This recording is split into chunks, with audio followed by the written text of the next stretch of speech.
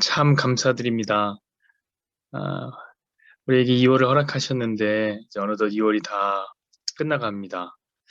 하나님, 2월이 끝나가면 우리의 성경 공부도 오늘이 이제 마지막입니다.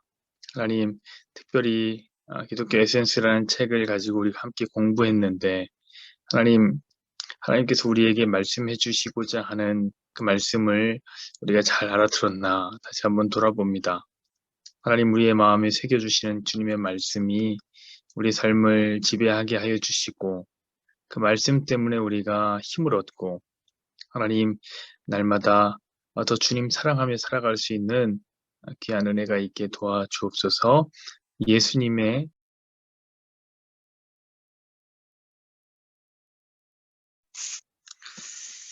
네, 전화가 왔어요. 놀라지 마십시오. 어, 오늘은 이제 말씀과 성령의 교회, 말씀과 성령의 교회 마지막 12번째 시간이죠. 아, 음, 음, 음.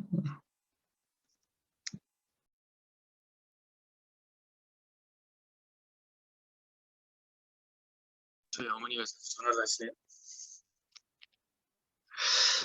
말씀과 성령의 교회에 대한 이야기를 해보려고 합니다.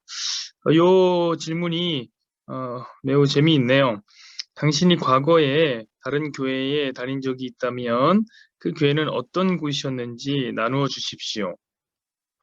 혹은 지금 다니는 교회에 대해서 영적으로 기대하는 점을 나누어 주십시오. 음, 어떤 교회에 다니셨습니까? 이 부분 팁 한번 질문하고 갈까요? 자, 여기 이렇게 써 있잖아요. 이 질문은 교회를 옮겨본 경험이 있는 멘티에게 해당됩니다. 여러 교회의 특징과 영적 분위기가 어떠한지 나누는 시간이 되면 좋겠습니다. 지상의 모든 교회는 연약한 부분을 갖고 있습니다. 멘토가 이 질문을 할 때 예전에 출석하였던 교회에 대해 비난하거나 부정적인 이야기로 대화가 흐르지 않도록 주의하기를 바랍니다. 이렇게 이제 써 있네요. 음, 부정적이지 않게 이제 생각을 하라라고 이제 얘기했는데, 아, 우리는 이제 비판적으로 이제 성경 공부를 하는 시간이니까 한번 좀 그런 부분도 한번 생각해 보십시다. 여러분들은 어떤 교회를 여태까지 다니셨고, 또 우리 교회에 다니면서 이제 기대하는 바는 어떤 것입니까? 저는 이제 그런 것 같아요. 교회가 어떤 곳이었냐라고 얘기할 때 대개는 이제 담임 목사님이 어떤 성향을 갖고 있느냐, 음, 담임 목사의 성향에 따라서 많이 이제 갈리는 것 같아요. 그렇죠? 찬양에 특화된 교회 같은 데가 있습니다. 찬양이 굉장히 특화돼서 찬양을 진짜 많이 하는 교회 같은 데가 어디 있죠? 예를 들면 뉴 사운드 처치 들어보셨어요? 뉴 사운드 처치? 어, 그 천건욱 목사님이 이제 심호하시는 교회인데 이 교회는 진짜 찬양이 굉장히 특화되어 있죠. 찬양이 특화되어 있어요. 이름도 보세요. 뉴 사운드 처치. 음. 그것뿐만이 아니죠.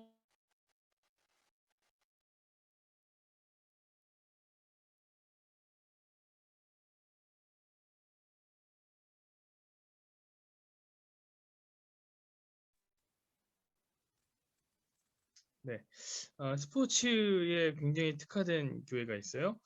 제가 예전에 알던 그 동대문 교회 목사님은 스포츠 하는 걸 정말 좋아하시더라고요. 그래서 매일같이 이제 그 성도들이랑 이렇게 당구 치고 탁구 치고 어, 테니스 하고 뭐 이런 목사님 계셨습니다.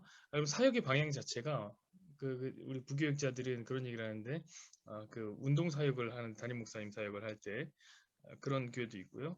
어떤 교회는 이제 담임 목사님 축구를 좋아한다든지 아니면 축구 선수 출신의 담임 목사님이 있으면 사역 전체가 어떻게 흘러가냐면 축구팀을 꾸려갖고 거기서 복음 전하고 이런 그림으로 흘러갑니다. 그것뿐이 아니죠. 치유 사역 목사님이 이제 치유의 능력이 있으신 분들은 이제 치유가 이제 주 사역의 모델이 되는 거예요. 혹은 이제 구제 사역, 예를 들면 바퍼라든지 바퍼 아시죠? 바퍼 주는 노숙자 사역, 또 베이비 박스 우리 지난번에 우리 후원했던 그런 주사랑교회 같은 교회는 아주 이 사업 자체가 어떻게 진행됩니까? 아이들을 돌보고 케어하는데 집중되게 되겠죠. 담임 목사님이 어떤 생각을 갖고 있느냐, 목회 철학을 갖고 있느냐에 따라서 이게 갈리는 것 같아요. 자, 그렇다면 우리 교회는 어떤가? 우리 교회는 어떤가? 한번 좀 돌아보는 시간이었으면 좋겠고요. 아, 저는 어떤가? 저도 한번 다시 한번 돌아보면서 갔으면 좋겠습니다. 일단은 저는 이제 우리 교회 소개하기로 그렇게 썼는데, 일 안 하는 교회라고 이제 일을 하지 않는 교회, 라고 썼는데, 과연 그런가? 음, 한번 좀 돌아보는 시간이었으면 좋겠습니다. 두 번째 페이지로 넘어와서, 자, 말씀과 성령의 교회. 왜 이러지, 이게? 없어졌네요. 자,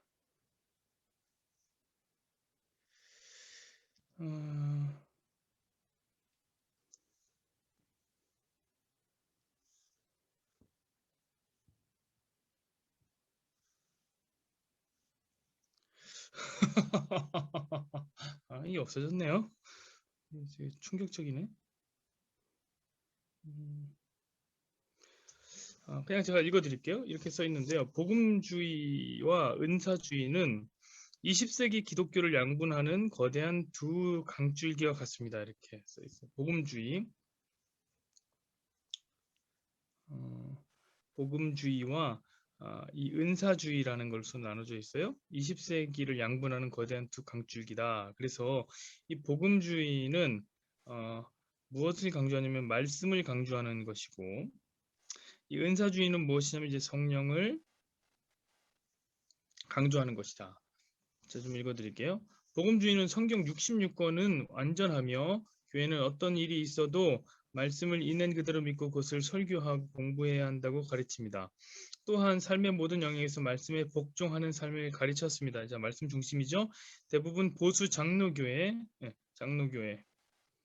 그 다음에 이제 침례교회, 그리고 개혁주의자들. 이 복음주의 진영에 속합니다. 자, 장로교회, 일단 뭐 장로들이 이제 힘이 있다는 거니까 이제 보수적인 느낌 나겠죠? 이 침례교회도 이제 보수적인 교회입니다. 우리 이 장로교회보다 더 보수적이죠. 왜냐면은 보세요. 침례교회는 뭐가 중심이겠어요? 아, 침례가 중심이에요. 침례라는 게 뭡니까? 세례를 받는데 가라앉게 하는 거예요. 물에 쏙 넣는 거예요. 넣어서 이제 세례를 주는 것이죠. 왜 그런 걸까요? 예수님 당시에는 그 침례, 뭐 강가에 이렇게 몸을 담궜단 말이에요. 그러니까 그때와 같이 해야 된다. 그러니까 굉장히 보수적인 거죠. 말씀 되게 성경 문자 중심의 이 사역을 하는 그런 교회를 침례교회라고 합니다. 개혁주의자들 역시 이제 처음에 이제 개혁주의자들이 표어가 무엇이었습니까? 오직 말씀이라는 거죠. 오직 말씀. 그러니까 이제 얘들도 굉장히 말씀 중심적인 사람들이다 이렇게 얘기하겠습니다. 자, 은사주의는 크리스천의 삶과 교회의 원동력은 성령의 임재와 능력이 있다고 가르칩니다. 여기는 이제 성령 중심이라는 거죠.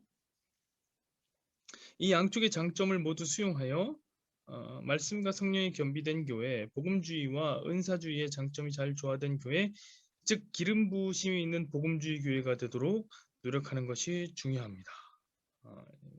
그 말씀과 그렇죠? 말씀과 성령 사이에서 이 어딘가의 지점. 그래서 뭐라고 표현했습니까? 기름 부으심이 있는 복음주의 교회가 되어야 되겠다. 이렇게 이제 이야기를 했습니다. 자, 말씀의 교회를 대표하는 복음주의는 성경 66권을 완전하며 교회는 말씀을 있는 그대로 믿고 설교하고 공부해야 된다고 믿습니다. 은사주의 교회는 하나님을 체험하고 그분의 능력을 구하며 성령님을 통한 기적과 변화를 기대하라고 요구합니다. 여기는 이제 어떤 교회들이 있을까요? 그다음에 이제 하나님의 성회는 이제 오순절 계열, 이게 순복음 계열 같은 이런 데를 얘기하는 거죠. 오순절. 이런 데입니다. 이제 여의도 순복음교회 같은 교회가 이제 성령 중심의 교회다 이렇게 생각하시면 되겠습니다. 은사 중심의 교회죠. 이들은 이제 체험을 중요하게 생각하죠. 또 읽어드리겠습니다. 말씀과 성령이 잘 겸비된 교회, 복음주의와 은사주의가 장점이 잘 조화된 교회가 된다면 얼마나 좋을까요? 말씀과 성령의 조화를 이룬다는 것이 어떤 것인지, 우리가 지향해야 할 균형 잡힌 영성이라는 것이 어떤 것인지, 베니스터 목사님의 저서 훌륭한 교회에서 일어난 위에서 위대한 교회로를 통해 배워보고자 합니다. 이제 뒤에 그런 얘기가 나오겠죠. 지금 이것은 지금 나누고 있는 것이죠. 딱 봐도 두 개로 나누고 있어요. 어떻게 나눕니까? 복음주의와 은사주의로 나누고 있는 거죠. 복음주의는 어떤 느낌입니까? 차갑고, 그렇죠? 이성적이고 이런 생각이 강합니다. 여기는 이제 뜨겁고 감성적이고 또 나왔다. 어떻게 된 건지 잘 모르겠네요. 어떻게 하면 나오고 어떻게 하면 들어가고 하네요.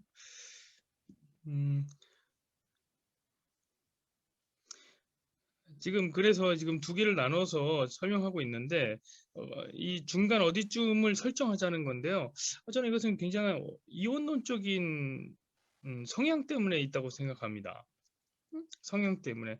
사실 복음주의와 은사주의가 나눠지긴 했지만, 그리고 이들은 말씀을 중심으로 하고 여기는 성령을 중심으로 간다고 했지만 이 두 가지는 사실 나눠지는 사실이 아니죠.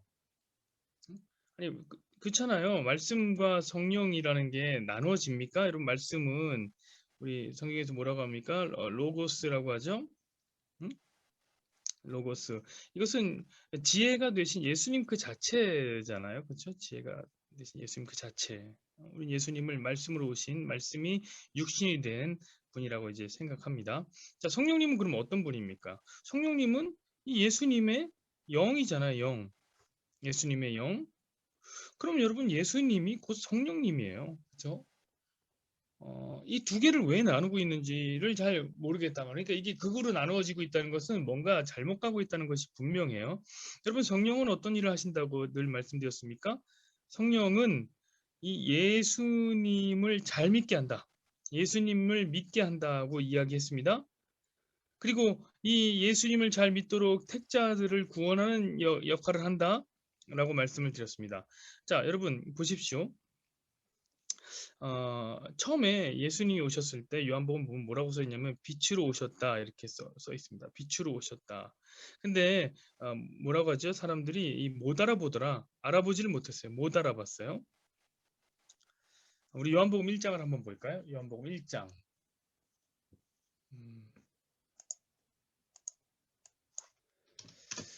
요한복음 1장 6절에서 11절까지 말씀 보실까요? 이렇게 써 있어요. 하나님께로부터 보내심을 받은 사람이 있으니 그의 이름은 요한이라. 그가 증언하러 왔으니 곧 빛에 대하여 증언하고 모든 사람이 자기로 말미암아 믿게 하려 함이라. 이 빛은 그는 이 빛이 아니요 이 빛에 대하여 증언하러 온 자라. 참빛 곧 세상에 와서 각 사람에게 비추는 빛이 있었나니 그가 세상에 계셨으며 세상은 그로 말미암아 지은 바 되었으되 세상이 그를 알지 못하였고 자기 땅에 오매 자기 백성이 영접하지 아니하였으나 이렇게 얘기하고 있습니다. 그러니까 빛이 왔는데 못 알아봤다. 이것은 어떤 의미냐면 온 세상이 소경이더라 이런 걸 얘기하는 거니까 못 알아보는 거예요. 빛을 못 알아보는 거고 지혜로 오신 예수님 못 깨닫는 거예요. 그러면 온 세상은 무엇입니까? 미련한 자라는 거죠. 지혜 없는 자다라는 것입니다. 그래서 예수님이 어떻게 하시냐? 이 미련하고 앞을 못 보는 소경에게 예수님에 대해서 알게 해주시고 보여주시고 깨닫게 해주시기 위해서 무엇을 보내주십니까? 성령을 보내주시는 거예요. 우리 요한복음 14장 말씀 한번 봅시다. 요한복음 14장 26절 이렇게 기록되어 있습니다. 보혜사 곧 아버지께서 내 이름으로 보내실 성령 그가 너희에게 모든 것을 가르치고 내가 너희에게 말한 모든 것을 깨닫게 생각나게 하시리라. 그러니까 성령 하나님 뭐 하세요? 가르치신다고요? 지혜를 주세요. 그리고 예수님이 우리에게 하신 말씀들 깨닫게 하시는 분. 예수님을 알게 하시는 분이죠. 15장으로 또 한번 가볼까요? 요한복음 15장 26절 이렇게 써 있습니다. 내가 아버지께로부터 너희에게 보낼 보혜사 곧 아버지께로부터 나오시는 진리의 성령이 오실 때에 나를 그가 나를 증언하실 것이요.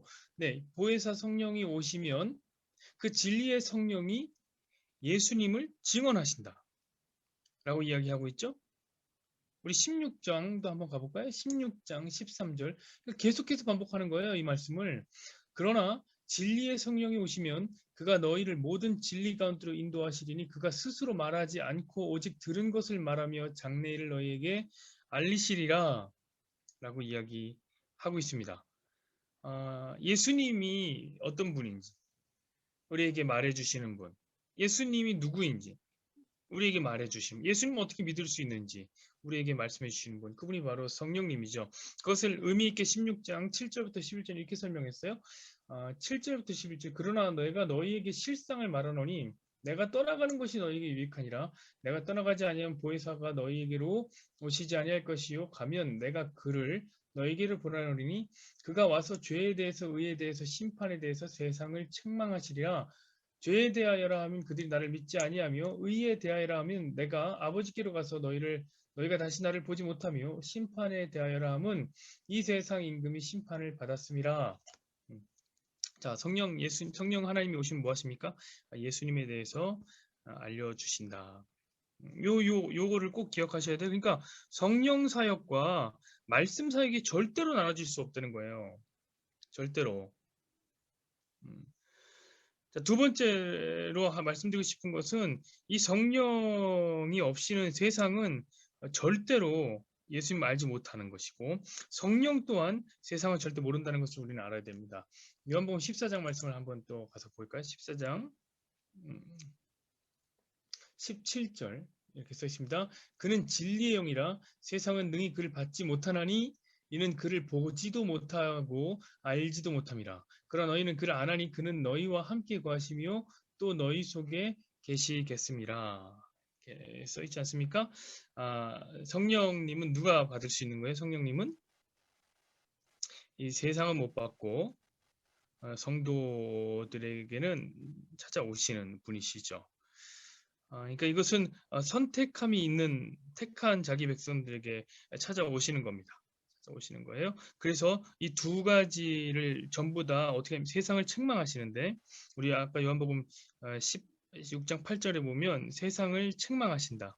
여기서 이 책망하신다라는 말은 뭐냐면 꾸짖는다라는 원어의 표현과 함께 더불어 깨닫게 한다는 말이 있어요.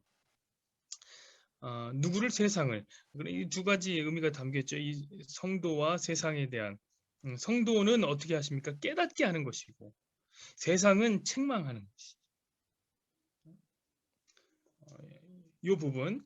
그러니까 성령이 오셔서 어떤 사역을 하시냐? 예수님을 가르쳐 주신다. 예수님이 누구냐? 말씀이시다. 그러므로 사실은 이렇게 말씀과 성령을 나누어서 이 말씀을 뭐 아는 것은 이제 뭐 차갑고 이성적이고 성령을 이제 집중하는 것은 이제 뜨겁고 뭔가 감성적이고 이렇게 나눌 필요가 전혀 없는 것입니다. 전혀 없습니다. 우리 교회는 이 두 가지 사실을 뭐 균형 있게 어디 중간 자리에 가는 게 아니라 이 두 가지 말씀과 성령의 바른 역사가 있기를 소망하고 있습니다. 자, 넘어가 볼까요? 복음주의와 은사주의 계속해서 이제 나누고 있는데 이 부분을 이제 나누는 것을 보면서 우리는 어디 자리에 있는지를 한번 좀 봤으면 좋겠어요. 자, 여기 보니까 이렇게 써 있습니다. 하나님 나라, 복음주의는 어떻게 설명합니까? 그러나 아직 오지 않은 나라다. 자, 은사주의는 어떤 겁니까? 이미 임했다. 말씀 사역은 닫혀 있는 말씀이다. 은사주의는 열려 있는 말씀이다. 기도 사역은 말씀으로 기도하고 영적 전쟁의 수준으로 기도한다. 치유 사역은 내 은혜가 내게 족하도다. 병든 자를 치유하는 기도다. 여기 보니까 또 영적 선자의 방법과 과정은 하나님께 순종하는 것이고 여기는 하나님을 체험하는 것이고 예배는 초월의 하나님, 내재하신 하나님. 소그룹은 말씀 나눔을 여기는 기도 나눔을 하는 것이다. 이렇게 이제 써놨습니다. 요걸 이제 배워나갈 거예요. 쭉 한번 배워나가면서 과연 어떤 것이 이제 맞는가 한번 좀 돌아보셨으면 좋겠습니다. 자, 하나님의 나라는 이미 그러나 아직 이미 그러나 아직 이거 많이 들어보셨죠? 이미와 아직 사이에 하나님 나라가 임하였다. 뭐 이런 어떤 얘기가 있는데 이미 그런 아직 하나님 나라가 지금 임하는 것인가 아니면 앞으로 임할 것인가에 대한 신학적 용어입니다. 어, 자, 은사주의는 뭐라고 하고 있습니까? 이미 하나님 나라가 임했다는 관점을 가지고 있고 복음주의는 아직 임하지 않았다는 개념을 갖고 있습니다. 그래서 복음주의는 예수님이 다시 오실 때까지 아직 하나님 나라가 임한 것이 아니니까 이 세상은 불완전한 것이라고 보는 것이죠. 계속해서 넘어가 볼까요? 자, 복음주의는 그러나 아직의 강조점을 두고 있다. 말씀을 중시하는 복음주의자들은 그러나 아직을 강조합니다. 여기 보니까 피조물이 다 이제까지 함께 탄식하며 함께 고통을 겪고 있는 것을 우리는 아느니라. 자, 복음주의는 혁명으로 세상을 뒤집어 엎는 것이 아니라 견뎌내는 영성, 인내와 절제하는 영성을 가르칩니다. 타락한 세상에 살고 있는 우리가 고난과 고통은 불가피하다라고 얘기합니다. 복음주의자들은 삶에서 일어나는 조용한 기적들이 세상을 아름답게 한다는 것과 죄 많은 이 세상은 우리의 영원한 고향이 아니라는 것을 강조합니다. 이렇게 얘기하네요. 견뎌내는 영성, 인내와 절제의 영성. 이거는 사실 우리가 이제 많이 가는 거 아닙니까? 가는 거죠. 근데 이 뒤에서 보면 또 자기 안에서도 이제 뭐 모순을 범하던데 이 복음주의자는 이런 것이다. 그렇게 보면 우리는 이제 복음주의자라고 이제 생각하지 않습니까? 그런데 여러분 생각해보세요. 이 복음주의가 어떤 걸 강조한다고? 그러나 아직 하나님 나라가 아직 오지 않았다라고 믿는다는 거죠. 그게 진짜냐 이거죠. 그럼 우리는 하나님 나라가 임하지 않았다라고 믿습니까? 아니잖아요. 우리는 하나님 나라가 임했다고 믿어요. 왜냐하면 이렇게 사는 것 자체가 여러분 생각해 보세요. 견뎌내는 영성, 이 세상에서. 왜 견뎌내는 겁니까? 하나님이 이 세상에 우리에게 맡겨놓은 것이 그거예요. 믿음으로 살아가라 라는 메시지가 그거잖아요. 우리가 왜 견뎌요? 아무 이유 없이 견디는 거예요? 하나님의 다스림을 받고 있기 때문에 견디는 거란 말이에요. 그럼 하나님의 다스림을 받는 게 무엇입니까? 그게 하나님 나라죠. 하나님 나라죠. 우리는 하나님 나라가 이미 왔다고 믿습니다. 이미 왔다고 믿어요. 그러니까 사실 이렇게 견뎌내는 삶, 인내하고 절제하는 영성 역시 하나님의 통치 아래 있기 때문에 하는 것이죠. 그러니까 이것은 이미를 함께 사는 것이에요, 사실. 그래서 이거 나눌 필요가 굳이 없어요. 왜냐하면 아직과 이미라는 것은 둘 다 동시에 임한 거거든요. 동시에 임한 거거든요. 이거는 이제 결과론적인 얘기예요. 이미 왔다는 것은 뭡니까? 예수님이 초림 때 이미 왔잖아요. 예수님이. 그러나 아직 재림을 하지 않았단 말이야. 그러니까 둘 다 사실 동시에 섞이는 건데 이걸 나누면 이렇게 문제가 돼요. 나누면. 이 부분 한번 가봅시다. 예수님은 하나님 나라가 아직 임하지 않았다는 사실을 인정하셨습니다. 로마 황제가 보좌에 앉아있음을 인정하셨기에 가이사의 것은 가이사에게 바치라고 하셨습니다. 복음주의자들은 여전히 세상에는 눈물이 있기에 그런 눈물 가운데서 하나님을 만날 수 있음을 가르칩니다. 그리고 고통을 아름답게 견디는 조용한 능력의 힘을 강조합니다. 하나님 제게 왜 이러세요? 필립 얀시는 그런 점을 강조하고 있는 대표적인 복음주의 작가입니다. 이러한 복음주의자들은 기적이란 암에 걸려 죽어가면서도 평화를 잃지 않고 오직 주위 사람들을 격려하고 이혼한 배우자를 용서하고 술과 마약을 끊고 다시 집으로 돌아오는 것이라고 여깁니다. 네, 그렇습니다. 그러나 이것은 아직을 믿기 때문이 아니라 이미를 믿기 때문에 우리는 이렇게 살아간다. 사실입니다. 두 번째, 은사주의. 이들은 이미를 강조한다는 거죠. 공격적이고 개척적인 영성을 중시하는 이 은사주의자들은 이미를 강조합니다. 자, 마태복음 12장. 그러나 내가 하나님의 성령을 힘입어 귀신을 쫓아낸 것이면 하나님 나라가 이미 너희에게 임하였느니라. 예수님께서 세상에 오셨을 때 하나님 나라가 이미 도래한 것입니다. 그렇죠. 예수님 가시는 곳마다 병을 치유하시고 귀신을 쫓아내셨으며 십자가에서 사탄을 결정차를 날리셨고 죽음을 이기고 부활하셨습니다. 이제 이것은 예수님의 이제 성취적인 측면을 이제 가르쳐서 이제 이야기했는데 성취적인 측면, 예수님이 이런 일을 하셨다. 그래서 이미 이루어졌기 때문에 병도 고치고 귀신도 쫓아낼 수 있고 뭐 이런 것들을 다 할 수 있다는 것을 얘기하는 거죠. 우리도 믿습니다. 할 수 있습니다. 그러나 중요한 것은 그것은 우리의 힘이 아니라는 거죠. 예수님의 힘이라는 것을 인정하는 거예요. 그게 예수님의 통치를 받는 사람이죠. 그렇죠? 예수님의 힘을 우리 마음대로 움직일 수 있다면 우리가 예수님을 통치하는 것이겠죠. 이 두 가지가 분명히 섞여 있죠. 우리가 어느 한 곳에 있는 것이 아니죠. 좀 더 나가도록 하겠습니다. 기독교 세계관, 세계관도 다르다는 걸 얘기하는 건데 복음주의는 뭐라고 얘기하냐면 기독교 세계관과 제자도를 통해 세상 속으로 들어가는 것을 강조합니다. 코람데오는 하나님의 임재 앞에서라는 의미의 라틴어입니다. 어디서 무엇을 하든 하나님이 지켜보신다는 것을 인식하며 살자는 뜻입니다. 코람데오, 우리 어렸을 때 많이 쓰던 말이죠. 자, 결국에 크리스천은 하나님의 임재 앞에서 어떻게 신앙을 삶 속에서 살아낼 것인가 코람데오를 고민하며 살아야 하는 것입니다. 예를 들어서 예수님이 이 회사의 CEO라면 어떻게 회사를 운영하실 것인가? 직원들이나 고객들을 대할 때 예수님이라면 어떻게 할 것인가?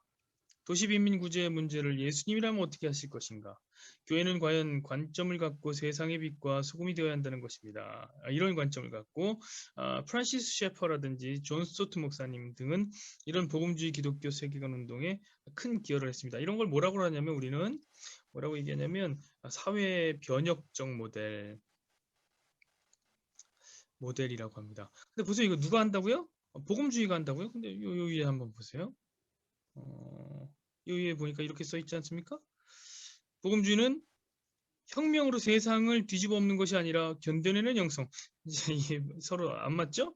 그러나 뭐 그렇다고 하십시다. 이렇게 썼으니까 이 사람은 이제 이렇게 이 사회를 변혁시켜야 된다. 세상에 들어가서 그렇죠? CEO가 라면 어떻게 회사를 운영할 건가? 예수님이 CEO라면 그럴 일도 없겠지만 뭐 이런 고민을 하는 거죠. 잘 모르겠습니다만 예수님이라면 어떻게 할 건가? 늘 이렇게 생각한다는 거예요. 이 프란시스 슈퍼 목사님 같은 경우는 되게 키가 작으신 분이었는데 울보였어요. 울보. 150, 160 뭐 사이에 되게 작으신 분이었는데 늘 울고 계셨습니다. 설교하시면 늘 울으시는 분인데 이분이 늘 주장하는 게 뭐냐면 세상을 위하여 울라. 그러니까 어떤 의미인지 아시겠죠? 세상 사람들을 바라보면 이 세상의 부조리함 이런 것들을 바라보면서 항상 울어야 된다. 그분이 이제 쓴 책을 보면 거기에 계시는 하나님. 지난주 설교를 들었다면 이제 이 부분이 아시겠죠? 거기에 초월성 말고 이건 뭐라고 그랬습니까? 내재성이라고 그랬죠? 예수님이 거기에 계시기 때문에 그 회사에도 거기에 계시고 그 빈민촌에도 계시고 문제가 있는 그곳에 바로 예수님이 계시다. 하나님 계시다. 그러니까 계속해서 뭔가를 하면서 살아야 되는 이루어야 되는 거죠. 이게 복음주의라는 거죠. 존 스투트 목사님도 이제 유명하죠. 책 뭐죠? 제자의 삶은 어떤 것인가 얘기하는 것이고 우리나라에서도 유명하신 분 오카는 목사님. 오카는 목사님도 어떻게 늘 하신 게 뭐예요? 제자 훈련 하셨잖아요. 제자 훈련. 그렇죠? 성도들 제자 훈련해서 최선을 다해서 이 세상을 변혁시키는 사람이 되고 싶었던 거고. 잘 알고 있는 이런 유의 목사님 보네퍼 목사님. 디트리 보네퍼 목사님. 이분은 어떤 사람입니까? 히틀러와 정면으로 싸웠던 사람. 히틀러가 이제 나치당이 세상을 좀먹고 있는 것을 바라보며 기독교인들은 이래서는 안 된다. 이 나치에 부역해서는 안 된다. 그래서 이제 진짜 이제 싸웠던 사람이죠. 히틀러 죽이려고 했던 사람. 이런 분들이 전부 다 복음주의자들입니다. 그러고 보면 또 우리는 보세요. 복음주의자는 아닌 것 같지 않아요? 그렇죠. 우리는 이런 운동 자체를 안 믿죠. 왜 그런 겁니까? 왜 그런 거죠? 여기 여러 개가 섞여 있는 거예요. 사실 이것을 하는 이유는 뭐냐면 이것이 이 세상을 변혁시킬 수 있다고 믿는 믿음 때문이죠. 그런데 우린 그런 믿음이 없잖아요. 왜냐하면 우린 말씀을 중심으로 가는데 예수님 분명히 뭐라고 말씀하셨습니까? 이 세상은 점점 더 악해질 것이다 이렇게 말했어요. 우리가 아무리 사회개혁적인 운동을 한다고 하더라도 변혁적인 운동을 한다고 하더라도 우리는 후천연설 안 믿죠? 우리 지난 걸 했던 거 다 나옵니다. 후천연설은 뭡니까? 천년왕국이 이 땅에 예수님이 재림하기 전에 이미 오실 것이다. 그래서 기독교 세계관이 지배하는 세상 올 것이다. 우리가 안 믿죠? 세상은 점점 더 악해지고 있습니다. 제자 훈련을 하는 건 좋다고 생각해요. 제자도가 무엇인지를 알려. 그리스도인답게 사는 것이 어떤 것인지 아는 건 중요하다고 생각합니다. 그러나 중요한 것은 무엇이냐면 이렇게 한다고 해서 이 세상이 변혁한다고 믿는 것은 아니죠. 우리 예수님이 세상을 사랑하고 하나님 사랑하라 했기 때문에 이웃을 사랑하라 했기 때문에 그냥 사랑의 논리로 사는 것이지 그것이 변화시킬 거라고 믿잖아요. 자, 오카노 목사님은 그렇게 믿었겠죠? 그래서 제자훈련 시켰겠죠? 이분들 그렇게 해서 했겠죠? 존 스투 목사님, 프란시스 셰퍼 목사님 다 미국 목사님인데 미국이 그래서 뭐가 바뀌었습니까, 여러분? 미국 그리스도교가 대단한 파라다이스를 이루었습니까? 보네포 목사님이 그렇게 히틀러와 싸웠을 때에 어떤 일이 일어났습니까? 그런 믿음을 갖진 않아요, 우리가. 제자로 살아야 되는 것은 맞지만 이런 건 아니다. 그러니까 우리가 여기서 말하는 복음주의자는 아니구나. 우리를 찾아가는 거예요, 우리를. 좀 더 넘어가 보십시다. 자, 은사주의. 그럼 우리는 은사주의인가? 은사주의는 좀 아닐 것 같지만 한번 봅시다. 은사주의. 은사주의에서는 기독교 세계관을 익혀 세상 속으로 들어가는 쪽보다 세상을 지배하고 어둠의 권세를 파악하고 대치하는 쪽으로 강조합니다. 이미 아니죠, 우리는. 은사주의는 크리스천이 세상의 빛과 소금이라는 개념보다는 주님의 신부의 정체성과 세상의 때가 묻지 않는 거룩과 순결을 강조합니다. 한 걸음 더 나아가 교회는 주님의 군대로서 세상 권세 잡은 자, 어둠의 세력과 피할 수 없는 영적 전쟁을 치러야 한다고 한단 말이죠. 자, 이게 이제 핵심이죠. 이들은 은사주의자들은 항상 이제 좀 영적인 어떤 의미 이런 걸 되게 중요하게 여깁니다. 영적인 의미, 어둠의 권세를 파악하고 대치하는 쪽. 그래서 이 어둠의 권세, 영적인 어떤 것이 나와 싸운다. 그래서 항상 뭐라 그랬습니까? 나라는 것, 이 밖에 있는 제3의 사탄, 어둠의 영적 세력, 이런 것들이 나와 싸우고 있다라는 것을 의미했죠. 우리는 이렇습니까? 아니죠. 이것이 어디 들어있어요? 나라는 것 안에도 사탄적 요소가 들어있다고 말씀드렸습니다. 그러니까 우리는 은사주의는 사실 아닌 거죠. 그러나 여러분 사실 이 제자도라는 것과 이 영적 전쟁은 여기서 나눴지만 이것도 사실 나누어져 있는 게 아닙니다. 이것도 같은 개념이죠. 제자가 된다는 건 무엇입니까? 여러분 제자가 된다는 것은 아까 전에 그 셰퍼 목사님이나 존 스토트 목사님처럼 이 세상으로 나가서 세상을 변혁시키는 운동이 아니에요. 세상을 변혁시키는 운동이 아니에요. 예수님 뭐라고 하셨습니까? 누구든지 나를 따르려거든 내 제자가 되면 뭐 하라고 그랬습니까? 자기를 부인하고 그쵸? 자기 십자가를 지어야 할 것이다. 그럼 제자라는 거예요. 자, 제자도의 핵심은 자기 부인과 자기 십자가예요. 이걸 놓치면 안 됩니다. 자, 그럼 영적 전쟁이란 건 무엇입니까? 영적 전쟁 같은 거죠. 영적 전쟁은 나 안에 들어있는 어떤 옛사람을 죽여내는 거죠. 이것을 죽여서 뭐 하는 거예요? 하나님의 사람인 새 사람으로 만드는 게 뭐예요? 이게 영적 전쟁이란 말이죠. 자, 그렇다면 이것과 이것이 다릅니까? 분리할 수 있습니까? 이거 같은 내용이에요. 사실 자기 부인이라는 같은 내용이에요. 그러니까 우리가 자꾸 이원론적으로 나누려고 하는데 나눌 의미가 전혀 없어요. 전혀 나눌 의미가 없어요. 자꾸 나누면 이상하게 빠지는 겁니다. 자, 좀 더 공부를 해볼까요? 말씀 사역을 어떻게 그럼 나눌까? 이 사람들이 이렇게 나눈다는 거예요. 복음주의는 닫혀있는 말씀이다. 신구약 성경의 권위와 강해 설교와 말씀 묵상을 강조합니다.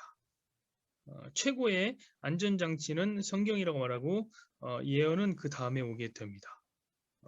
성도들은 목회자의 설교를 통해서 하나님 말씀을 듣기도 하지만 동시에 자기가 직접 말씀을 읽고 묵상함으로써 하나님의 음성을 들을 수 있습니다. 그것을 큐티 혹은 하나님의 말씀이라고 합니다.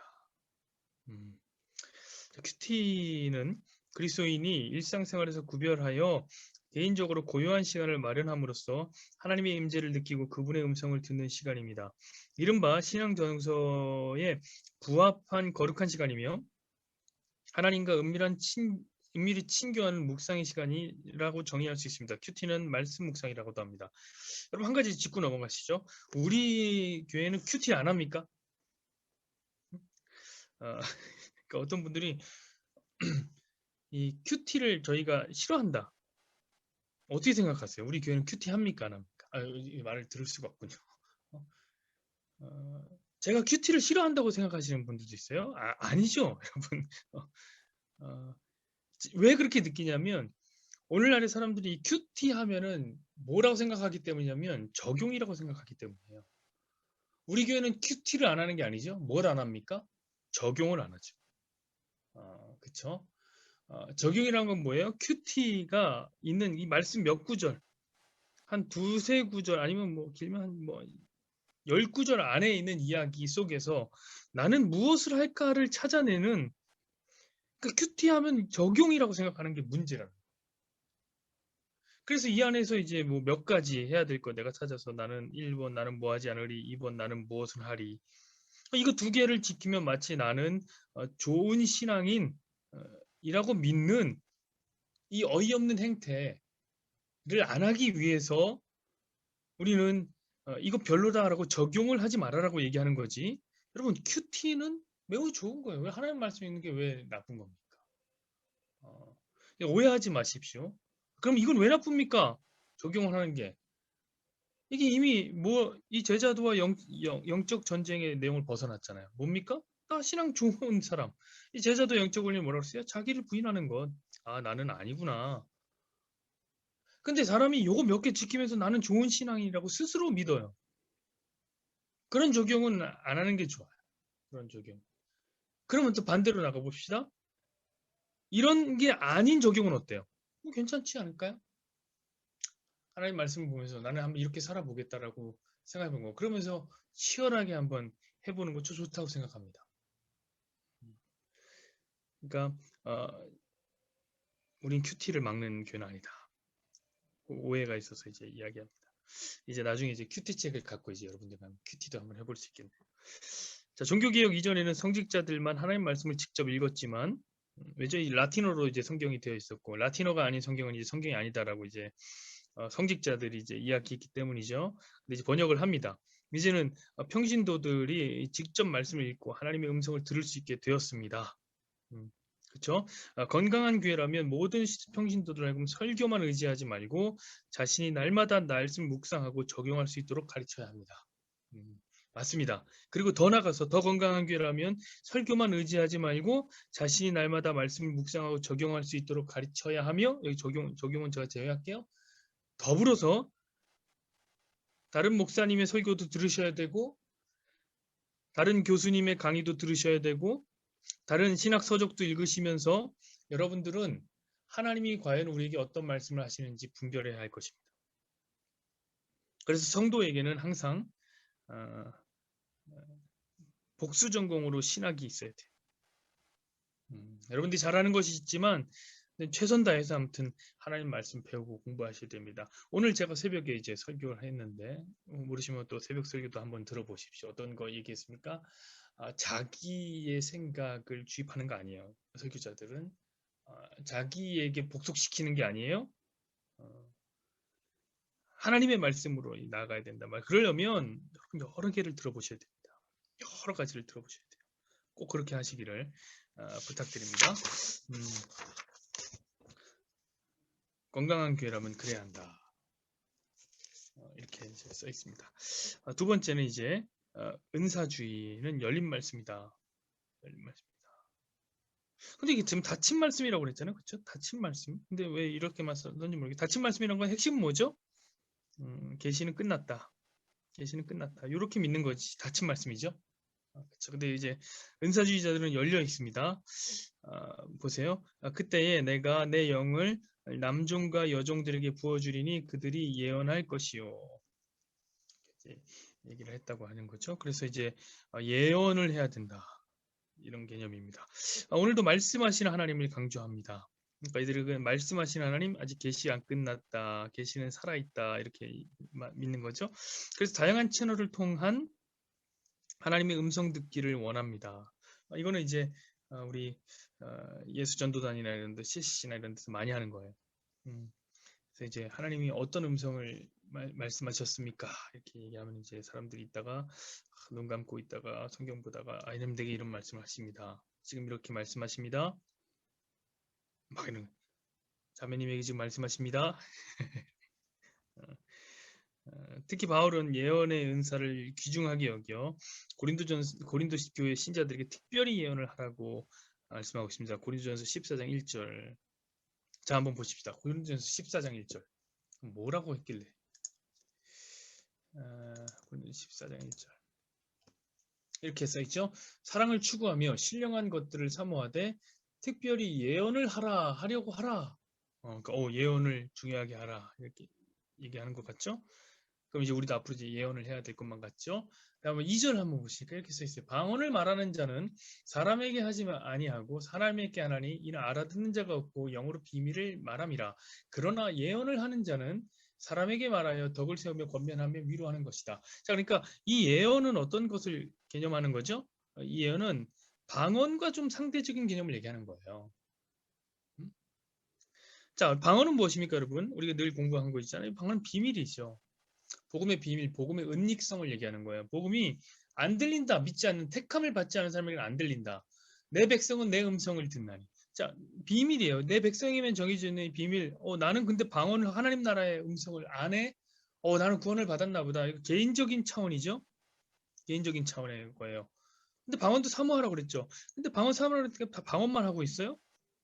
그러나 중요한 건 뭡니까? 이 방언 반대되는 개념의 예언. 그럼 예언은 무엇입니까? 이 비밀이 드러나는 거죠. 그걸 계시라고 얘기도 하죠. 드러나는 거.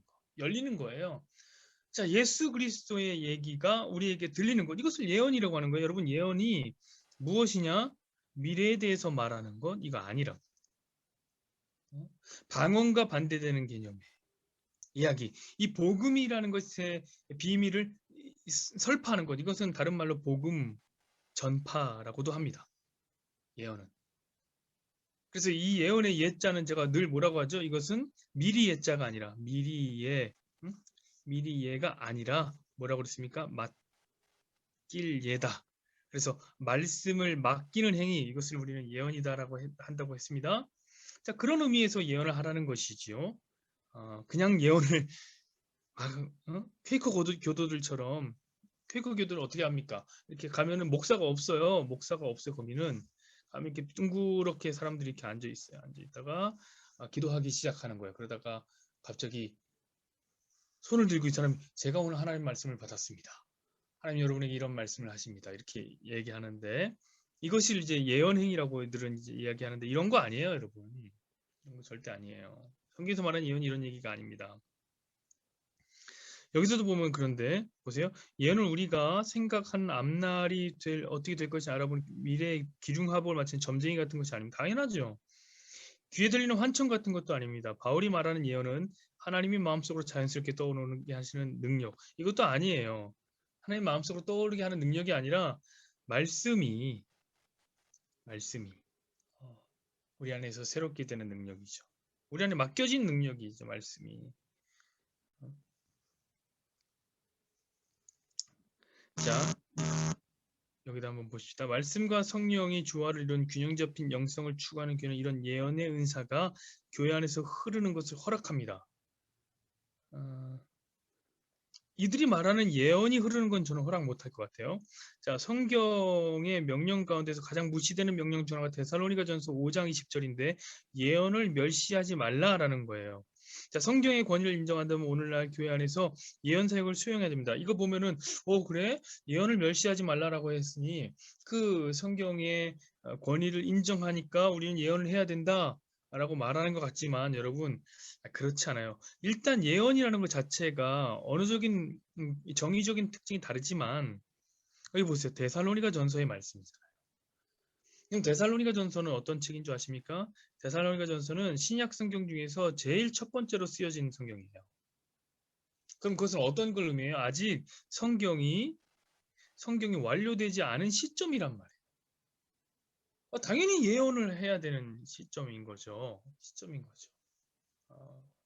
그러니까 이런 것들도 여러분 분명히 아셔야 됩니다. 자, 이를 위해서 보세요. 여기를. 물론 예언 사역은 말씀을 전하는 사람이 불완전한 인간에게 잘못 오용될 위험이 따릅니다. 이를 위해서 최고의 안전장치는 성경입니다. 안전장치 당연히 성경이고요. 그냥 성경을 말하면 되는 거예요. 성경을 말하면 되는 거예요. 계시를 받는 것, 환상을 보는 것, 예언의 말씀을 듣는 것은 건너기 이상으로 중요한 것은 그것을 제대로 해석하는 것입니다. 성경의 말씀을 여러분 잘 해석하시는 저와 여러분 되기를 바랍니다.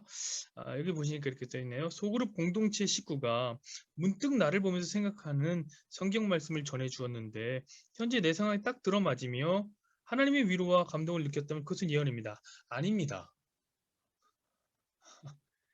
아닙니다. 이런 경험이 있다면 나눠주십시오. 이런 경험이 있습니다. 저에게. 여러분 성경이라는 것은 왜 이게 아니라고 하냐면 나에게 내 상황에 딱 들어맞으면 하나님 위로와 감동이다. 아니에요. 여러분 성경은 무엇이냐면 모든 사람에게 그리고 모든 시대와 상황에 공이 주어지신 하나님의 말씀이에요. 그러니까 이 성경이 나에게 딱 안 맞는 건 없어요. 그런 건. 이 성경은 저한테 안 맞는데요. 저 성경은 나한테 맞는데요. 그런 게 없다니까요. 우리 모두에게 주시는 하나님 말씀이 그냥 맞는 거예요. 우리에게.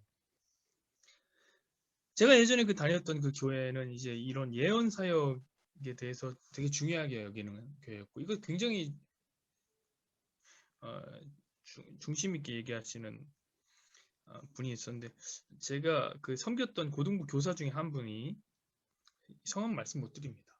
어, 자주 저에게 예언을 했어요. 자주 저에게. 어떤 예언을 하냐면 꼭 이렇게 얘기하는 거예요. 전도사님을 위해서 기도하는데요, 제가. 기도가 할 때마다 자꾸 눈물이 나와요, 전도사님. 전도사님 무슨 일이 있어요? 기도가 자꾸 눈물이 나오니까 하나님이 전도사님의 기도할 때 눈물을 주시는 거 보니까 전도사님 위로하라고 하는 것 같아요. 계속 얘기하세요. 계속 그런 얘기를 계속하세요. 그런데 놀라운 것은 이때 항상 누구에게도 이야기가 되냐면 상훈 집사님에게도 찾아가셔서 얘기를 한다는 거죠. 그래서 이제 제가 저만 그런 줄 알았는데 알고 봤더니 상훈 집사님한테 가셔서 상훈 선생님을 위해서 기도하는데 눈물이 나. 상훈 선생님 요즘 많이 힘든 게 있어? 안 힘들었다고 그러더라고요. 근데 제가 말씀드리고 싶은 건 뭐냐면 사람은요, 누구나 다 비슷한 문제를 안고 살아요. 그러니까 그걸 갖고 마치 내가 널 위해서 기도하는데 눈물이 나는 것 같아. 너 무슨 일이 있어? 다 무슨 일이 있어요, 그 지금은. 근데 왜 이런 식으로 이야기를 하면서 어? 약간 자신 있게 자기가 무슨 영적인 능력이 대단한 것처럼 얘기하냐 이 말이에요. 우리는 성도를 위해서 기도할 때 눈물로 기도하는 게 맞아요. 그냥 눈물이 나요. 가장 행복해 보이는 성도를 위해서 기도할 때도 눈물이 흘려야 돼요. 왜냐면은 여러분 우리는 인생이라는 것은 무엇이냐면 가장 빛나는 그 순간에도 어두운 부분을 갖고 있는 게 인생이란 말이에요. 가장 잘 나가는 인생들도 눈물 흘릴 부분이 있어요. 그러니까 당연히 눈물 흘리면서 기도해 주는 거지. 뭘 이것을 예언적 능력이라고 아닙니다. 그래서 제가 아니라고 얘기한 거예요. 그래서 제가. 저는 여러분들을 위해서 기도할 때 눈물이 나요. 그럼 여러분들이 힘든 겁니까? 그런 거 아니죠.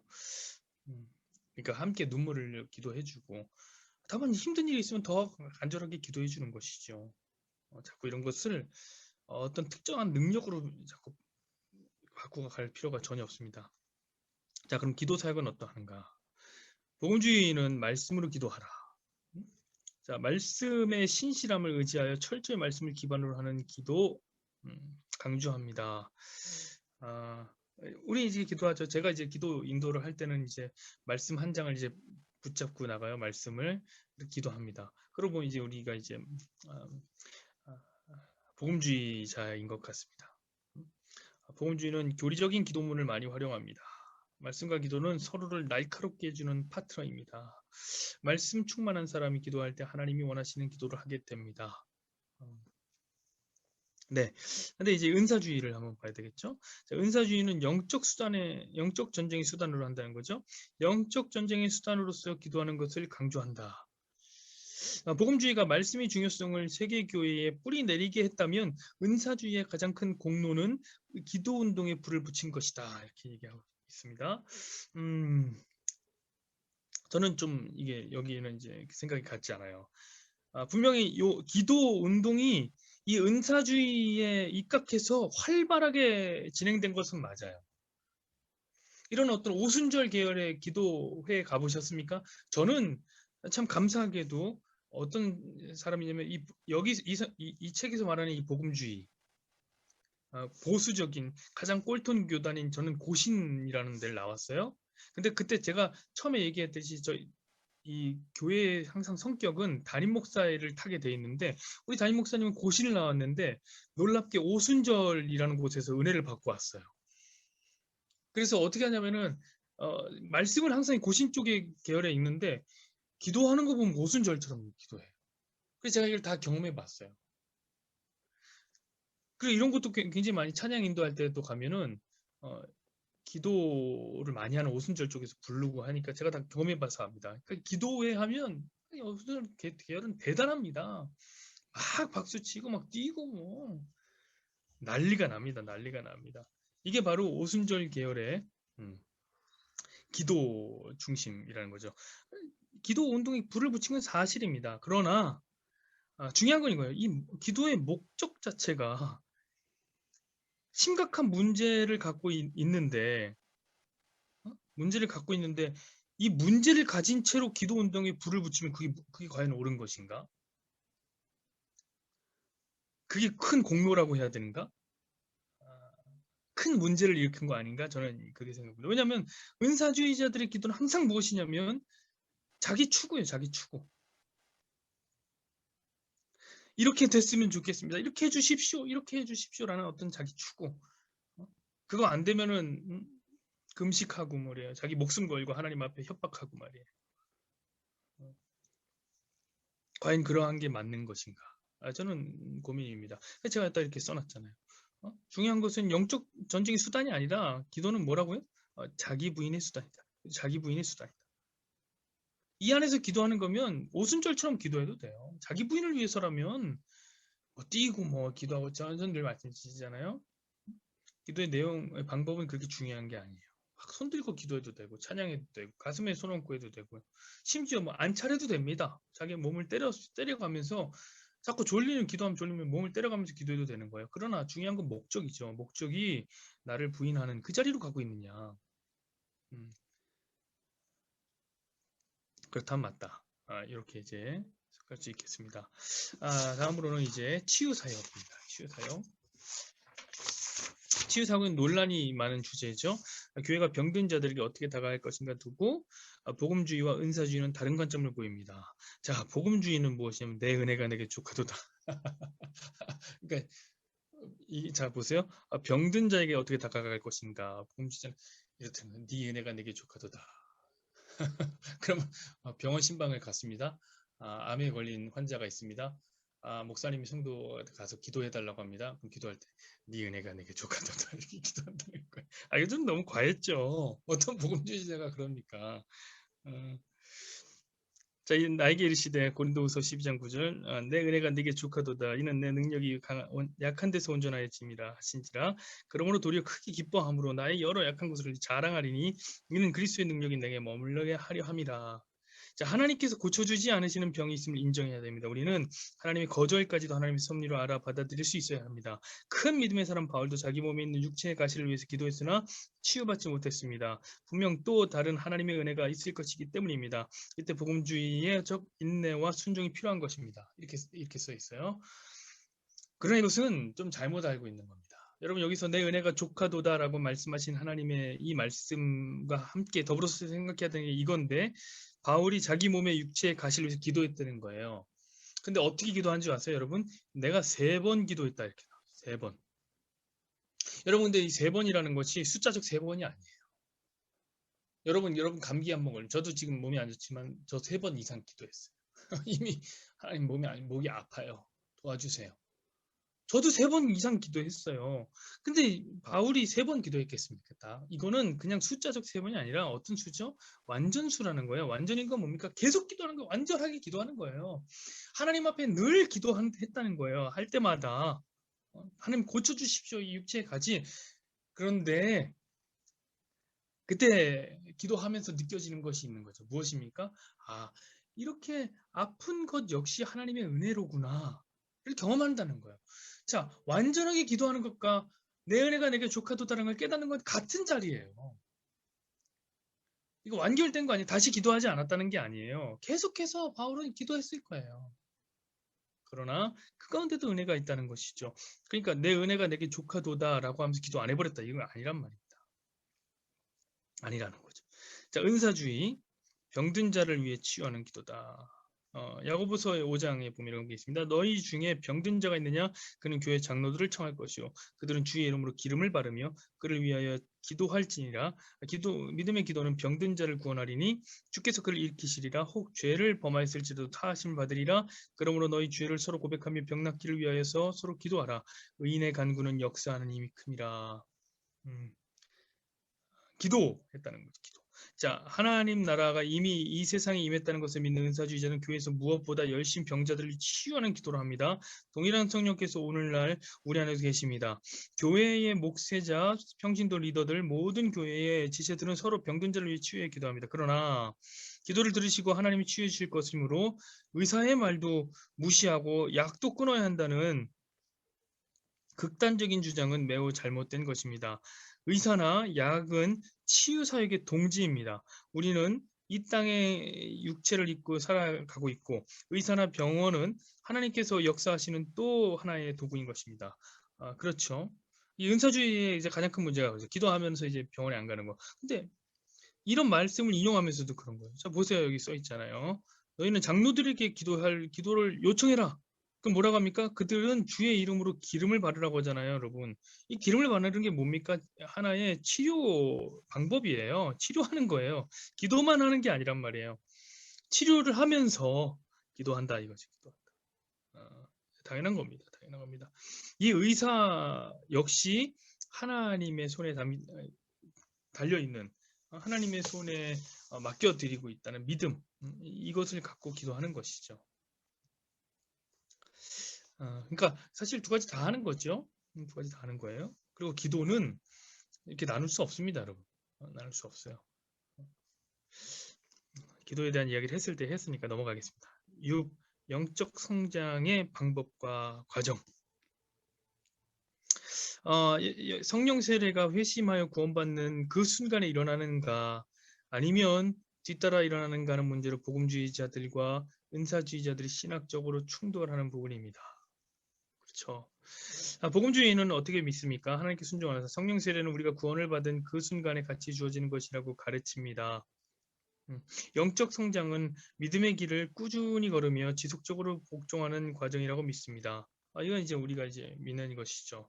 성령을 언제 받습니까, 여러분? 믿는 순간 성령이 임하는. 왜냐하면 성령 없이는 우리가 예수를 주라고 고백할 수 없기 때문에 우리가 예수를 주라고 고백하면은 이미 우리는 성령 세례를 받은 사람들인 거죠. 언제 됐다 이런 어떤 시점을 알 수 없지만 우리가 고백을 하고 있다면 그것은 우리가 성령세를 받았다는 증거입니다. 자, 복음주의 신앙은 마치 철로 역정처럼 한 걸음씩 순종하면서 성장하고 변화되는 것으로 생각합니다. 삶에서 순종하고 제자로 살아가는 것이 핵심입니다. 복음주의는 이 부분에서 성실을 강조합니다. 매주일 성실하게 교회에 출석하고 매일 조금씩 말씀을 읽고 묵상하며 새벽 기도에 착실히 나오고 맡은 교회 봉사를 성실하게 하는 것이 중요한 것입니다. 하지만 영적 체험을 위험하게만 보기 때문에 자칫 잘못하면 열정과 기쁨이 없는 매너리즘에 빠진 신앙인이 되기 쉬운 단점이 있습니다.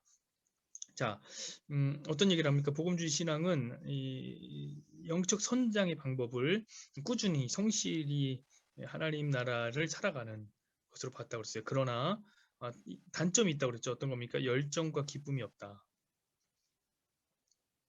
그러면 이제 은사주의자들은 이거에 반대일 거 아닙니까? 반대, 그죠? 성실한 게 아니라 단회적이거나, 그죠?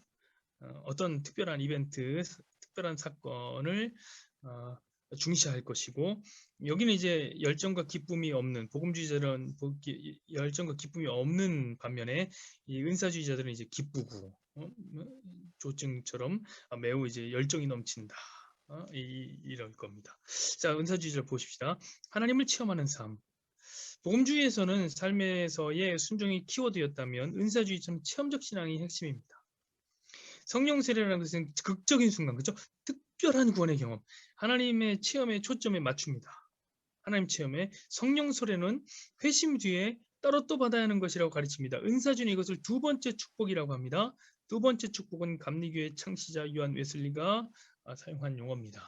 그렇죠. 이거 왜 이런 거죠? 자기가 되게 극적인 어떤 체험을 했기 때문에 그렇죠. 그 배가 가라앉는데, 그렇죠. 그 가운데서 자기는 되게 두렵고 떨리는 거, 죽을까봐 두렵고 떨리는데 저기 모라비안 어떤 신자들이 막 찬양하고 기도하는 것을 보면서 야 이거 뭐지? 이거 구원이란 게 뭐지? 깨닫고 그때 이제 성령세를 확 받아버리는. 그래서 이제 두 번째 축복이라는 말을 쓰는데. 이들은 이렇게 우리가 구원받을 때 주님이 내 안에 들어오십니다. 성령은 예수님의 영이시기 때문에 구원받을 때 이미 성령이 내 임한 것입니다. 하지만 그것만으로 끝난 게 아니라는 거죠. 우리는 살아가면서 또 필요할 때마다 성령의 치유와 능력을 체험할 수 있습니다. 이런 의미에서 받은 성령세가 있고 앞으로도 계속해서 채워지는 성령세가 있습니다. 강렬한 영적 체험은 우리 믿음을 새로운 단계로 점프시킵니다. 라고 이야기했는데 여러분 제가 여기다 이렇게 써놨죠. 아주 조심하라. 조심하라. 왜냐하면 체험한다는 이 삶은 믿음이라고 하는, 여러분 믿음은 뭡니까? 믿음은 보지 않는 것을 믿는 거예요. 경험하지 않는 것을 믿는 거예요. 이 믿음이라는 성도의 삶의 방식과 정반대의 것이기 때문에. 여러분 체험하는 것은 믿는 거 아니에요. 그건 인식하는 거라고 얘기한다고 말씀드렸죠. 저는 이런 어떤 자세 자체를 조금 바꿔야 된다고 생각합니다. 보세요. 어떤 자세를 갖고 있는 겁니까? 체험하고 그렇죠? 어떤 특별한 사건을 경험하는 것이 이것이 좋은 것이고 이것이 바로 열정으로 나가는 거. 그리고 열정은 좋은 것이고 그렇죠? 기쁨은 좋은 것이고 이렇게 얘기하는 거예요. 그러니까 이것이 가지고 있는 게 장점이란 말이에요. 사람들이 이렇게 생각한다고요. 근데 여러분 이것은 무엇이냐면 제가 누굽니까 C.S. 루이스가 얘기한 대로 이거는 사탄이 가격표를 바꾼 세상에 사는 우리의 모습이에요. 이 가격표를 이거 바꿨다고요. 이 말은 뭐냐면 가치를 바꿨다. 가치를 전도했다라는 거예요. 여러분, 어떤 게 더 중요한 것 같습니까? 보세요. 1시간을 기도합니다, 우리가. 1시간을 기도해요. 그렇게 기도하다가, 막 방언받고 놀라운 기도 속에, 기도의 황홀경, 그 카타르시스를 느낍니다. 느끼면서 어떤 느낌, 오, 하나님께서 내게 기도에 응답을 해주셨어. 내 마음에 평안이 생겨. 여러분, 이게 더 가치 있습니까? 아니면 매일 누가 시키지 않았고 어떤 특별한 경험이 없었는데도 매일 기도하면서 만들어 온 수십 년의 기도의 자리가 더욱 가치 있습니까? 무엇이 더 가치 있는 건가요? 근데 사탄이 바꿔놓은 가격표를 바꿔놓은 이 세계를 사는 사람들은 이거 1시간 기도하면서 빨리 뭐 나만 특별한 어떤 것을 받는 이게 더 가치 있다고 말하는 거예요, 자꾸. 아니죠, 여러분. 여러분, 제가 왜 특별 새벽 기도 안 하는 줄 아세요? 어, 개척교회들도 특별 새벽 기도 되게 많이 해요. 많이 하더라고요. 그럼 많이 온대요. 저희는요, 새벽 기도하면요, 한 두 분, 세 분 오세요. 제가 알아요. 두 분, 세 분 오세요. 어, 그럼 제 마음속에 이런 생각이 들어요. 아, 특별 새벽 기도 좀 할까? 왜냐면 이거 막 특별 새벽 기도 하고 그러면요, 짧게 하면 막 많이 옵니다. 뭐 20일, 뭐 40일 새벽 기도 하면 그때 많이 와요. 그럼 기도할 때도 그렇게 있죠. 우리 특별 새벽 기도에 오신 우리 성도들이 특별한 하나님의 은혜를 받고 특별히 넘치는 응답 하나님 우리에게 주십시오. 하면 뭐 아멘하고 난리 납니다. 이 특별함을 추구하는 어떤 그런 자세. 이게 가격표가 전도된 이 세상의 가치란 말이에요. 여러분 특별한 게 좋은 게 아니에요. 매일매일 그저 하나님께서 우리에게 맡겨주신 그 자리를 살아내는 것, 그게 왜 열정이 없는 겁니까? 그게 왜 기쁨이 없는 겁니까? 훨씬 가치 있는 거죠. 훨씬 가치 있는 거죠. 저는 우리가 이 가치를 제대로 파악해야 된다고 생각합니다. 교회는 어떤 특별한 거 쫓고 그런 거 아닙니다. 음, 특별한 거, 특별한 거 좋아하는 데는 세상이라고, 특별한 거 좋아하는 데 세상. 잠깐 나오는 TV 속의 인물들 막 따라다니고. 어, 우리 그런 게 아닙니다. 꼭 기억하십시오. 죄송합니다. 흥분했습니다. 자, 7. 예배. 예배. 복음주의는 초월하시는 하나님을 믿는데요. 복음주의자들은 건전한 교리에 입각한 찬송가를 많이 지어 불렀습니다. 하나님의 위대하심에 대해 찬양에 초점을 맞추었습니다. 예를 들면 만유의 주 찬양, 주 하나님 지으신 모든 세계 이렇게 이제 하면서 하는데 아, 은사주의자들은 어떻게 합니까? 내재하신 하나님. 여기도 이제 나오네요. 초월간 내재. 자, 하나님을 체험하고 하나님과의 친밀함에 찬양에 초점을 맞춥니다. 이건 이제 찬양 인도를 이제 해봐서 이제 많이 아는데 예배에도 이런 개념이 있어요. 이런 것을 복음주의자의 초월적인 하나님을 믿는 것을 어떻게 보면 수직적 찬양이라고 합니다. 수직적 찬양. 하나님과 나 관계의 이야기를 많이 하는 것이고 은사주의자들은 이제 수평적 찬양 많이 한다 이렇게 생각하시면 되겠습니다. 그래서 이제 복음주의자들은 이 수직적 찬양이기 때문에 하나님은 높으신 분, 우리는 낮은 분, 낮은 사람. 그래서 이제 감히 하나님 앞에 서는 우리 그래서 경외심, 두려움이 있어요. 그 안에. 예배 드릴 때 두려움이 있어요. 자, 두려움이 있으면 하나님께 나아가는 그 예배가 소중하고 그런 것이 있겠죠. 이들은 이제 하나님과 좀 가까워요. 수평적이고 친밀함에 있어서 표현들을 많이 하죠. 전통적인 믿음의 전통적인 찬송가를 보완하면서 새로운 성령의 감독이 있는 CCM을 통해 예배 찬양에 불을 붙였습니다. 하나님과 친밀한 관계를 갈망하는 신세대의 열망을 대변하는 새로운 예배 음악이 탄생한 것입니다. 전 둘 다 좋다고 생각합니다. 뭐 예를 들어서 여기 나오는데요. 종교개혁의 선두주자인 마틴 루터가 당시 독일에서 유행하던 대중가요 음악에 신앙적 가사를 붙여서 찬송가를 만든 것처럼 은사주의 운동은 락과 팝 음악에 익숙한 70, 80년대 젊은이들의 음악에 신앙적 가사를 붙였습니다. 요즘은 고전 찬송가를 현대 음악으로 편곡한 찬양곡들이 점점 늘어나고 있습니다. 맞습니다. 이런 것들이 있다라고 생각하시면 되겠고, 뭐가 더 나은 것인가? 에 대해서는 사실 이야기할 수 없습니다. 이야기할 수 없습니다. 둘 다 뭐 자기의 필요에 따라서 이렇게 사용하면 됩니다. 다만 저는 이런 얘기는 하고 싶은 게 있습니다. 하나 얘기하고 싶은 게 있는데 그건 뭐냐면 예전에는 이게 좀 먹혔어요. 이제 한 7, 80년대에는 이게 먹혔어요. 여기 보니까 윌로우 크릭 교회 빌 알브스 목사님이 이제 이런 찬양 많이 하고 그 호주의 그 힐송이라든지 빅야드 이런 팀들이 이제 연사주의적 내재하신 하나님에 대한 찬양을 많이 했죠. 그래서 뭐 하나님 나를 사랑하시고 뭐 이런 얘기를 많이 했죠. 그게 이제 70년대, 80년대에 먹혔던 거죠. 왜 그러냐면 이 당시는 우리나라도 그렇지만 문화적인 수준이 좀 낮았어요. 문화적인 수준이 좀 낮고 어디 가면 이제 문화를 좀 경험할 수 있냐? 교회 가면은 그런 거 경험할 수 있었어요. 그렇죠. 그래서 옛날에 클래식 한다? 그럼 어디서 공부합니까? 교회에서부터 시작하는 사람들이 많았어요. 그러니까 요즘은 그렇습니까? 요즘은 안 그래요. 요즘은 안 그래. 요즘은 교회가 좀 수준이 낮아요. 그래서 요즘 뭐라고 하냐면 교회는 은혜로 한다고 그래요. 은혜로. 잘 못해도 은혜로 한다. 예전에는 이게 먹혔기 때문에 하는 거예요, 여러분. 예를 들면 이것도 보시면 아시겠지만 종교개혁의 선두주자인 마틴 루터가 당시에 독일에서 유행하던 대중가요 음악을 신앙적인 가사를 붙여 찬송가를 만든 거죠. 여러분 오늘날에 우리가 대중가요에다가 찬송가 가사를 붙여서 부르면 먹힐 것 같습니까? 전혀 안 먹혀요. 우리가 찬양을 진짜 잘 만들면 SM처럼 만들 수 있습니까? 노래를 YG처럼 할 수 있습니까? 이렇게 안 된다고. 그러니까 그 시대에 기대하는 바가 있단 말이에요. 기대하는 바가. 저는 오늘날은 오히려 이런 계열의 찬양이 더 잘 먹힌다고 생각합니다. 그것은 이제 판단에 따라 다른 거라고 생각합니다. 필요에 따라서 사용하면 되겠습니다. 자, 이 소그룹의 중요성. 소그룹은 아무리 강조해도 부족합니다. 정말입니다. 부족합니다. 소그룹 해야 됩니다. 그래서 빨리 코로나가 끝났으면 진짜 좋겠습니다. 코로나 끝나면 우리도 함께 소그룹 모여서 예배하고 또 나누기도 할 수 있을 텐데, 근데 중요한 것은 이제 여기는 이제 복음주의와 은사주의는 소그룹을 활용하는 목적이 서로 다릅니다. 그럼 목적대로 하면 된다. 본인들이 생각하는 목적대로 하면 된다.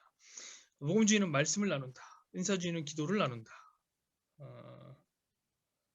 둘 다 하면 좋죠. 둘 다 하면 둘 다 할 수 있으면 좋은 것 같습니다. 둘 다 할 수 있으면 좋습니다. 자, 밑으로 가십시다. 복음주의와 은사주의의 완성. 복음주의와 은사주의의 완성은 사랑입니다. 내가 천사의 방언과 사람의 방언과 천사의 말을 할지라도 사랑이 없으면 소리나는 구냥 울리는 꽹과리가 되고. 그러나 여러분 이 사랑은 뭐죠? 이 사랑은 예수 그리스도죠. 사랑으로 오신 예수 그리스도. 여러분이 고린도전서 13장 사랑장에 나오는 이 사랑은 그냥 사랑이 아니에요. 우리가 생각하는 그런 어떤 애틋함 그게 아니죠. 예수 그리스도예요. 예수 그리스도로 전치해 보세요. 다 맞아요. 사랑으로 오신 예수님에 대한 이야기를 하는 거죠. 그러니까 복음주의자나 어떤 은사주의자나 결국 완성은 예수라는 겁니다. 예수님의 사랑, 예수님을 사랑하는 것, 예수로 말미암아 하나님 사랑하고 이웃을 사랑하는 그것으로 나가는 것. 그게 교회의 적을 세우는 거예요. 그게. 그리고 공동체의 분별력을 통한 절정. 다 예수를 통해서 되는 것입니다. 그러니까 오해하지 마시고 자꾸 나누고 이런 게 중요한 게 아니라 계속 어디를 향해서 가야 됩니까? 교회 운동은 복음주의자든지 아니면 은사주의 이렇게 자꾸 나누지 않았으면 좋겠습니다. 자꾸 나누니까 극으로 치닫는 거예요. 자꾸. 나누지 마세요. 이 두 가지가 전부 가야 될 길이 뭡니까? 예수 그리스도를 향해서 가는 거라고. 그럼 예수 그리스도를 향해서 가려면 어떻게 해야 됩니까? 말씀이신 예수 그리스도니까 성경을 성경답게 읽어야죠. 기도만 한다고 계속 됩니까? 그게 안 되는 거예요. 그러나 우리가 기도할 때 역시 어떤 일이 있습니까? 성령 하나님께서 일하시기 때문에 우리 예수님께 갈 수 있다. 왜? 성령이 뭐기 때문에? 성령은 예수님의 영이기 때문에. 이렇게 정리하면 되겠습니다. 자, 이것이 바로 말씀과 성령이 충만한 교회. 굳이 나눌 필요도 없이 예수로 충만한 교회인 것입니다. 저와 여러분의 교회는 앞으로도 계속해서 예수로 충만한 교회, 예수님을 믿고 따르는 교회가 되기로 최선을 다해 보렵니다.